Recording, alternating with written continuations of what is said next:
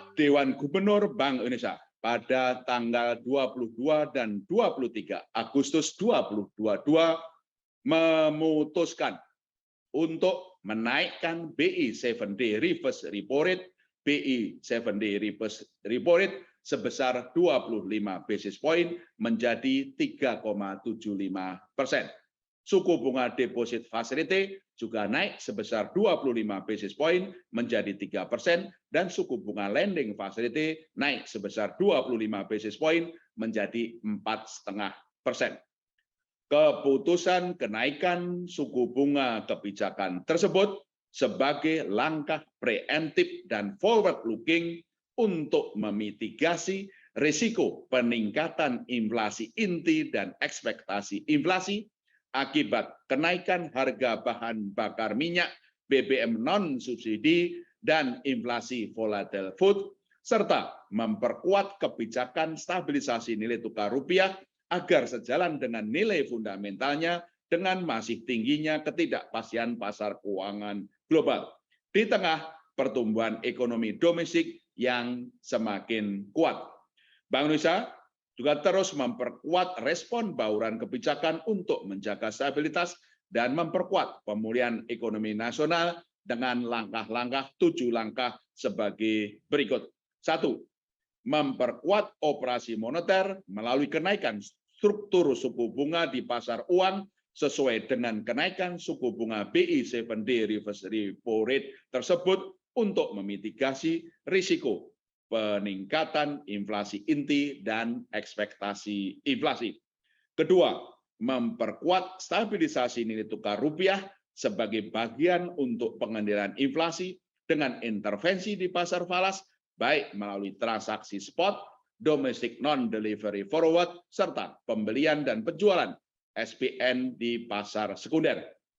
Ketiga, melakukan pembelian dan penjualan SPN di pasar sekunder untuk memperkuat stabilisasi nilai tukar rupiah dengan meningkatkan daya tarik imbal hasil investasi portfolio SPN jangka pendek dan mendorong struktur yield SPN jangka panjang lebih landai dengan pertimbangan tekanan inflasi lebih bersifat jangka pendek dan akan menurun kembali ke sasarannya dalam jangka menengah panjang. Keempat, memperkuat sinergi antara pusat dan daerah untuk menjaga stabilitas harga dan meningkatkan ketahanan pangan melalui rapat koordinasi tim pengendalian inflasi TPIP dan TPID serta akselerasi pelaksanaan Gerakan Nasional Pengendalian Inflasi Pangan GNPIP. Kelima, mengimplementasikan kebijakan insentif bagi bank-bank yang menyalurkan kredit pembiayaan kepada sektor prioritas dan UMKM dan atau memenuhi target rasio pembiayaan inklusif makrobudensial RPIM berlaku 1 September 2022 sebagai berikut. Secara rinci ada di lampiran 1, yaitu peningkatan besaran insentif kepada sektor prioritas menjadi maksimum 1,5% dari sebelumnya paling besar 0,5% dan insentif pencapaian RPIM tetap paling besar 0,5%. Serta perluasan cakupan subsektor prioritas dari 38 subsektor prioritas menjadi 48 subsektor prioritas.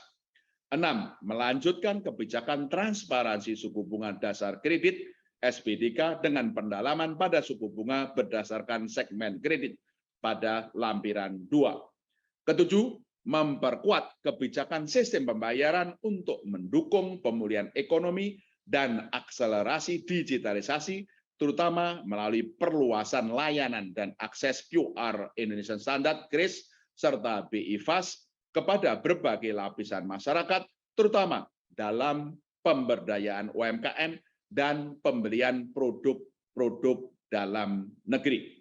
Bank Indonesia terus memperkuat kebijakan internasional dengan memperluas kerjasama dengan bank sentral dan otoritas negara mitra lainnya, fasilitasi penyelenggaraan promosi investasi dan perdagangan di sektor prioritas bekerjasama dengan instansi terkait, serta bersama Kementerian Keuangan mensukseskan 6 agenda prioritas jalur keuangan presidensi Indonesia pada G20 tahun 2022.